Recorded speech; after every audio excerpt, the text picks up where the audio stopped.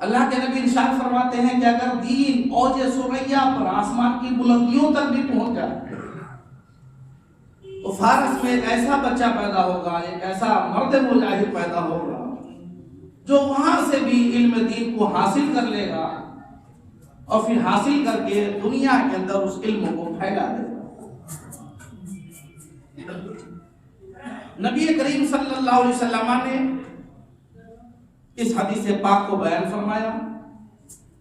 کہ ایک بچہ پیدا ہوگا فارس کے اندر، وہ ایسا علم حاصل کرے گا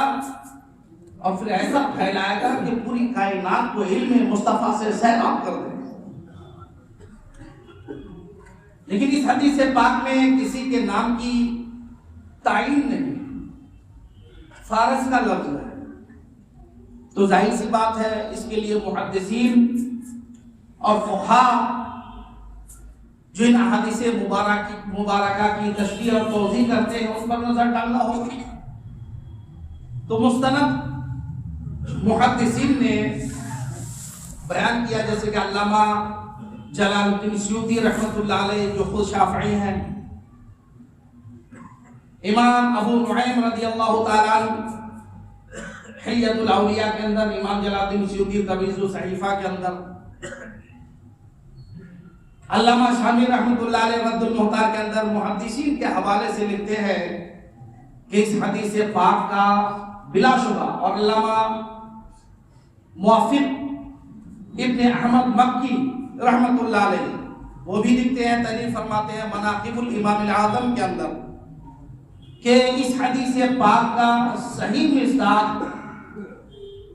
کوئی اور نہیں بلکہ وہ سیدنا امام اعظم ابو حنیفہ رضی اللہ تعالیٰ عنہ، انس بن مالک جو صحابی رسول ہیں، جن کے منہ میں اللہ کے نبی نے لعاب دہن یہ کہہ کر ڈالا کہ یہ میری امانت ہے، ابو حنیفہ تک پہنچا دینا۔ جب امام اعظم ابو حنیفہ سے حضرت انس بن مالک کی ملاقات ہوئی تو انہوں نے ارشاد فرمایا، اے ابو حنیفہ اپنا منہ کھولو، میرے آقا نے مجھے جو امانت دی ہے آج وہ امانت میں تیرے حوالے کر رہا ہوں۔ امام اعظم نے منہ کھولا تو حضرت انس بن مالک نے اپنے لعاب دہن حضرت امام اعظم کے منہ میں ڈالا اور فرمایا کہ اے آقا سرور کائنات نے بطور امانت اپنا لعاب دہن میرے منہ میں ڈالا تھا، آج وہ امانت میں تمہارے حوالے کر رہا ہوں۔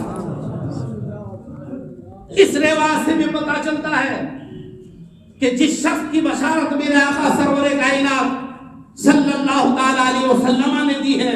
وہ کوئی اور نہیں بلکہ سیدنا امام اعظم ابو حنیفہ رضی اللہ تعالیٰ عنہ کے ساتھ۔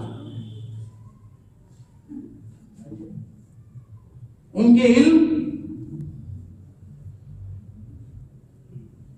کا عالم یہ ہے کہ جو جو اسلام آگے پھیلا، مسائل کی بہتات ہوئی، فروعیات، نئے نئے مسائل اور نئے نئے حادثات و واقعات پیش آنے لگے۔ قرآن مقدس میں بلا شبہ ہر شے کا علم موجود ہے، احادیث کریمہ میں بھی اللہ کے نبی نے بیان فرمایا، لیکن ہر ایک کی رسائی تو وہاں تک نہیں ہو سکتی۔ قرآن مقدس پڑھ کر ہمارے لوگ معنی مطلب نہیں سمجھتے تو مسائل نکالنا تو دور کی بات۔ جس دور میں ہم جی رہے ہیں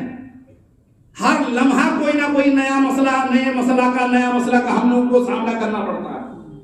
کیا ان چیزوں کا صراحتاً قرآن مقدس میں بیان موجود ہے؟ ہرگز صراحتاً بیان موجود نہیں ہے، موجود صراحتاً نہیں۔ اس کے لیے علم کی ضرورت ہے، اس کے لیے صاحب اجتہاد کی ضرورت ہے، اس کے لیے تقوی اور پرہیزگاری کی ضرورت ہے، اس کے لیے صاحب علم کے اس درجے پر پہنچنے کی ضرورت ہے کہ قرآن کی آیت پڑھ لے اور پڑھ کر کے نئے مسئلے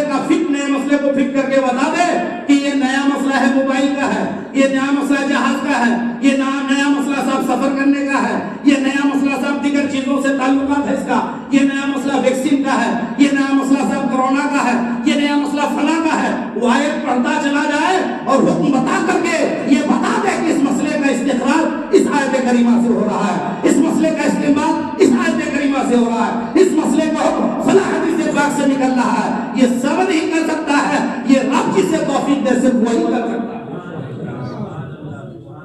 اور امام اعظم رضی اللہ تعالیٰ امت مصطفیٰ کے وہ پہلے محدث اور مجتہد ہیں اور فقیہ ہیں جنہوں نے ایک دو نہیں 38,000 نئے مسائل جس کا اس زمانے میں وجود بھی نہیں تھا حل کر کے قوم کے سامنے پیش کر دیا۔ لوگوں نے پوچھا حضور یہ سب واقعات تو پیش آئے نہیں، پھر آپ نے یہ حل کیوں کر دیے؟ امام اعظم فرماتے ہیں کہ ہم لوگ شریعت مصطفیٰ کے ماننے والے ہیں،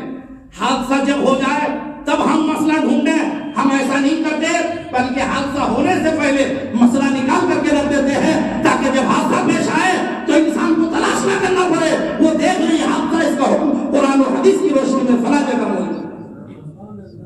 یہ امام اعظم رضی اللہ تعالیٰ عنہ کی ذات ہے جن کا اتنا بڑا احسان امت مسلمہ پر ہے۔ امام شافعی رضی اللہ تعالیٰ عنہ عالم قریش وہ فرماتے ہیں کہ امت مسلمہ کے ہر فرد پر لازم و ضروری ہے کہ وہ جب بھی دعا کرے اپنی دعا میں امام اعظم کو بھی شریک کرے، کیونکہ قیامت تک آنے والے سارے مسلمانوں پر امام اعظم کا اتنا احسان ہے کہ ہر فرد پر ضروری ہے کہ امام اعظم کو ہر دعا میں وہ امام اعظم امام شافعی بھی فرماتے ہیں، امام ابو یوسف بھی فرماتے ہیں کہ پوری امت پر امام اعظم کا احسان عظیم ہے، جو بھی دین کے اندر ماہر بننا چاہے وہ امام اعظم کے علم کا محتاج ہے۔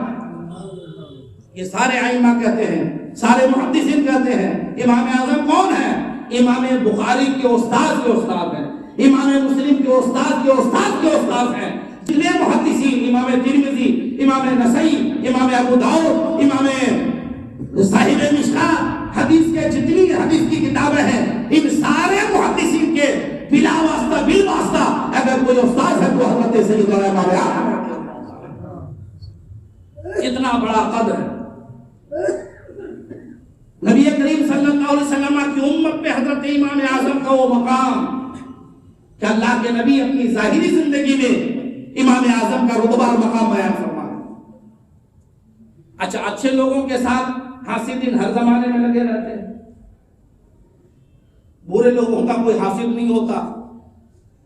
اچھے لوگوں کے پیچھے بہت سارے، کیونکہ اگر کسی کے پیچھے کچھ لوگ لگ جائے، حاسدین پیدا ہو جائے تو اس بات کی دلیل ہے کہ اس کے اندر کچھ نہ کچھ ہے۔ شرابی، کبابی، جواری، جاہل، گوار سے کوئی حسد نہیں کرتا کیونکہ اس کے اندر کچھ ہے ہی نہیں۔ حسد اسی سے کیا جاتا ہے جس کے اندر کچھ موجود ہو۔ اس لیے اگر کوئی آپ سے حسد کرتا ہے تو برا جاننے کی ضرورت نہیں، وہ پروف کر رہا ہے کہ آپ کے اندر کچھ موجود ہے۔ تو اچھے لوگوں کے ساتھ ہر زمانے میں ایسا ہوتا رہا۔ امام اعظم کے بھی بہت سارے حاسدین ہوئے۔ حسد کا اب چمچوں کا بھی دور ہے، اس زمانے میں بھی بہت سارے چمچے موجود تھے، ہر دور میں یہ رہا ہے، مگر ہر زمانے میں یہ چمچے ذلیل ہوئے ہیں۔ مصطفیٰ کا جو سچا غلام اور وفادار رہا ہے وہی باعزت رہا۔ علم حدیث پر امام اعظم کو مہارت ہے کہ امام اعظم رضی اللہ تعالیٰ، یہ تو پہلی بات وہ صاحب تابعی ہیں، ان تک جتنی بھی حدیثیں پہنچی صحابی کے ذریعے پہنچی، تو امام اعظم سے روایت کرنا کوئی بھی حدیث ضعیف ہو ہی نہیں سکتی۔ اس لیے ہم لوگ حنفی ہیں، ہمارے پاس جتنی بھی حدیث ہیں اگر اس اعتبار سے دیکھا جائے کہ امام اعظم کی وہ مرویات ہے تو ان میں سے کوئی بھی حدیث ضعیف نہیں، کیونکہ امام اعظم سے اوپر جو راوی ہے وہ صحابی ہے اور صحابی میں کوئی بھی ضعیف ہے ہی نہیں، سارے صحابہ عادل ہیں۔ اس لیے فقہ حنفی کی جو مستدل حدیث ہے امام اعظم کی روایت سے سب کے سب صحیح ہے۔ اگر بعد میں کوئی ضعیف راوی ہو جائے تو اس سے حدیث پر کوئی فرق نہیں پڑتا، کیونکہ ہم لوگ تو استدلال امام اعظم سے کر رہے ہیں۔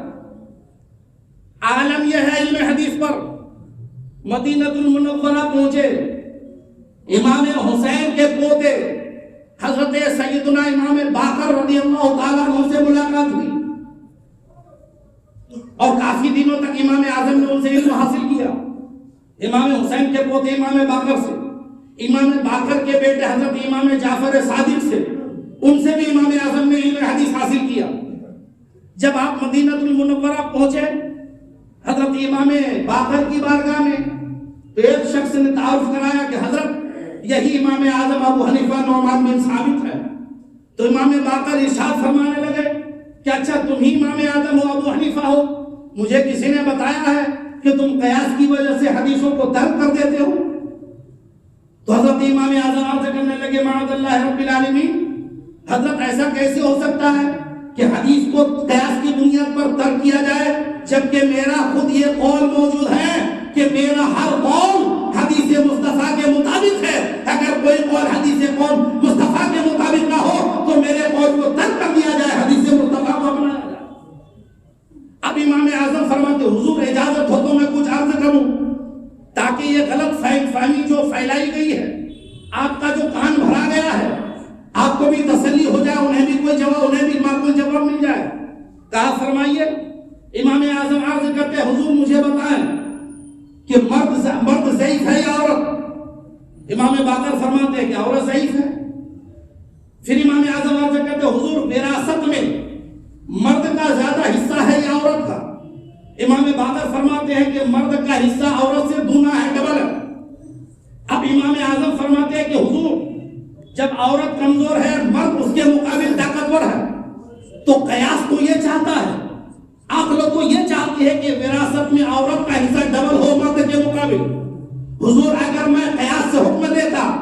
عقل سے حکم دیتا، تو یہی حکم دیتا کہ عورت کا وراثت میں پراپرٹی میں مرد سے ڈبل حصہ ہے، لیکن میں قیاس کو حدیث مصطفیٰ میں دخل نہیں دیتا ہوں اور نبی کی حدیث کے مطابق یہی حکم جاری کرتا ہوں، یہی فتویٰ جاری کرتا ہوں کہ وراثت میں عورتوں کے مقابل مردوں کا دونا حصہ ہے۔ امام باقر فرماتے ہیں اچھی بات۔ پھر امام اعظم عرض کرتے حضور ایک مسئلہ اور پیش کریں۔ کہا فرماؤ۔ امام اعظم فرماتے حضور نماز افضل ہے یا روزہ؟ ظاہر سی بات ہے نماز بھی فرض ہے، روزہ بھی فرض ہے، مگر تمام فرائض میں افضل نماز۔ امام باقر فرماتے ہیں نماز افضل ہے۔ تو میں امام اعظم عرض کرتے ہیں حضور عورتیں جب ماہواری میں ہوتی ہیں تو حالت ماہواری میں جو نمازیں چھوٹتی ہے اس کی قضا نہیں، لیکن رمضان میں اگر ماہواری آ جائے تو ماہواری کی وجہ سے جو روزے چھوٹے عورتوں کو ان کی بعد میں قضا کرنا ہے۔ امام باقر فرماتا ہے یہ مسئلہ۔ امام اعظم فرماتے ہیں حضور جب نماز افضل ہے روزہ سے تو عقل تو یہ کہتی ہے کہ اگر روزے کی ماہواری کے دنوں کے قضا روزے کی قضا ہے تو نمازوں کی بدرجہ اولا قضا ہونا چاہیے، کیونکہ روزہ سے نماز افضل ہے۔ لیکن حضور میں عقل سے حکم نہیں دیتا، آقا کی حدیث کے مطابق حکم دیتا ہوں۔ میں بھی یہی فتویٰ جاری کرتا ہوں کہ ماہواری کے دنوں میں جو نمازیں قضا ہو جائے اس کی چھوڑو معاف ہے، ان کی قضا نہیں کرنا ہے، لیکن رمضان میں ماہواری آ جائے اور روزہ چھوٹ جائے تو ان کی بعد میں قضا بھی ادا کرنا ہے۔ حضرت امام باقر نے جب احادیث مبارکہ سے امام اعظم کا استدلال سماعت فرمایا، کھڑے ہو گئے، امام اعظم کی پیشانی کو بوسا دیا اور امام اعظم کو امام باقر نے بہت ساری دعاؤں سے نوازا اور فرمایا کہ تم جیسا شخص جب تک امت محمدیہ میں موجود رہے گا میرے نانا جان کی حدیثوں میں اور نانا جان کی شریعت میں کوئی تحریف اور تبدیلی نہیں کر سکتا۔ یہ حضرت امام اعظم رضی اللہ تعالیٰ ایسا علم فضل ہے امام اعظم کا، اور کشف کا تو یہ عالم، نگاہ کا تو یہ عالم کہ حضرت سیدنا امام اعظم ابو حنیفہ رضی اللہ تعالیٰ وضو کا پانی دیکھ کر کے پہچان جاتے تھے کہ اس پانی سے کون سا گناہ جھڑ رہا۔ اس لباس سے یہ بھی اندازہ کر لو آپ کہ آپ جو نماز پڑھنے کے لیے وضو بناتے ہیں اس وضو سے آپ کے گناہ جھڑتے ہیں۔ حدیث پاک میں میرے آقا نے چہرہ دھلو تو چہرے کا گناہ جھڑ جائے، ہاتھ دھلو تو ہاتھ کا گناہ جھڑ جائے، مسح کرو تو سر کا گناہ جھڑ جائے، پیروں کو دھلو تو پیروں کا گناہ جھڑ جائے۔ اب انسان جس طرح گناہ کرے گا وہی گناہ جھڑے گا، لیکن پانی سے کون سا گناہ جا رہا ہے یہ کس نے دیکھا؟ یہ نگاہ ہے تو امام اعظم کہ وہ وضو کے مسالے کو دیکھتے ہیں اور فیصلہ کرتے ہیں کہ یہاں سے گناہ کبیرہ نکل رہا ہے، یہاں سے گناہ صغیرہ نکل رہا ہے، یہاں مکروہات کے گناہ نکل رہے ہیں، یہ شراب پینے کا گناہ نکل رہا ہے، ماں باپ کو تکلیف دینے کا گناہ نکل رہا ہے، یہ زنا کاری کا گناہ نکل رہا ہے۔ چنانچہ فقہاء محدثین نے امام اعظم کے حوالے سے حضرت سیدی علی خواص رضی اللہ تعالیٰ عنہ نے اس کو روایت کیا، حضرت عاصم البرکت نے فتویٰ رضیہ کے اندر بھی بیان کیا۔ امام اعظم کوفہ کی جامع مسجد میں گئے، اتفاق سے وضو خانے کے پاس سے آپ کا گزر ہوا تو دیکھ رہے ہیں ایک جوان وضو بنا رہا ہے، جیسے وضو بنا رہا ہے پانی گر رہا ہے تو امام اعظم کی نظر پانی میں پڑی اور امام اعظم فرمانے لگے میرے جوان اپنے اوپر رحم کر، ماں باپ کو تکلیف دینے سے توبہ کر، کیونکہ تمہارے وضو کے پانی سے جو گناہ کر رہا ہے وہ ماں باپ کو تکلیف دینے والا گناہ ہے، اس لیے جوان ماں باپ کو تکلیف دینے سے گناہ کر۔ وہ جوان کھڑا ہو گیا، اقرار کیا ہاں حضور میں ماں باپ کو تکلیف دیتا ہوں، انہوں نے سچی توبہ کی۔ پھر ایک شخص اور وضو بنا رہا تھا، ان پر نظر پڑی، امام اعظم غضبناک ہو گئے اور فرمایا فلاں شخص زنا سے توبہ کر، یہ بہت خطرناک گناہ ہے۔ وہ انسان سٹپٹا گیا، کھڑا ہوا، اقرار کیا ہاں حضور میں نے یہ گناہ کیا ہے، سچی توبہ کی۔ امام اعظم پانی دے کر کے سمجھ جاتے ہیں کہ یہاں سے زنا کا گناہ کر رہا۔ ایک آدمی اور وضو بنا رہا تھا، امام اعظم کی نظر اس پہ پڑی، امام اعظم نے فرمایا شخص شراب نوشی سے توبہ کر، شراب پینے سے توبہ کر لے، یہ بہت سنگین گناہ ہے۔ وہ انسان کھڑا ہوا اور فوراً امام اعظم کے سامنے اقرار کیا حضور واقعی میں شراب پیتا ہوں، آج آپ کے سامنے میں سچی توبہ کرتا ہوں۔ یہ امام اعظم ہے کہ وضو کا پانی دے کر فیصلہ کر لیتے ہیں کہ کون سا گناہ جھڑ رہا ہے اور کس قسم کا گناہ جھڑ رہا ہے۔ اندازہ کریں کہ اللہ تبارک و تعالیٰ نے حضرت سیدنا امام اعظم کو کس قدر علم و فضل عطا فرمایا، کتنا علم و فضل عطا فرمایا تھا۔ اور یہیں سے یہ بات بھی ثابت ہوتی ہے کہ جب میرے آقا سرور کائنات کی امت کے ایک فرد کی نگاہ ولایت کا کیا عالم ہے تو میرے آقا کی نگاہ نبوت کا کیا عالم ہے۔ اس لیے 2 شعبان کا مہینہ ہے شب برات کا، 2 شعبان کو امام اعظم رضی اللہ تعالیٰ عنہ کا یوم وصال ہے، جن کا سب سے زیادہ ہم لوگوں پر احسان ہے۔ یہ مسلمانوں کا کام ہے کہ زیادہ احسان والوں کو بھلا دیتے، چھوٹے موٹے پیروں کو خوب ڈھو رہے ہیں، چھوٹے موٹے پیروں کو خوب تازیہ بنا کے ڈھو رہے ہیں، اور جن کا خالی مسلمانوں پر نہیں دین پر احسان ہے، اسلام پر احسان ہے، ہم مسلمانوں نے اس کو بھلا دیا، کوئی بیان کرنے والا نہیں، کوئی سننے والا نہیں۔ یہ امام اعظم ہے جن کے ہم لوگ تقلید کرتے ہیں، جس کی بشارت اللہ کے نبی سرور کائنات نے دی ہے۔ ان سے بڑا علم و فضل والا امام اعظم سے لے کر قیامت تک نہ کوئی آیا ہے نہ کوئی آیا ہے۔ احسان ہے پوری امت پر پروردگار عالم امام اعظم رضی اللہ تعالیٰ عنہ سے سچی محبت اور ان کے یوم وصال کے موقع پہ ان کی بارگاہ میں خراج عقیدت پیش کرنے کی توفیق و رفیق عطا فرمائے۔ وآخر دعوانا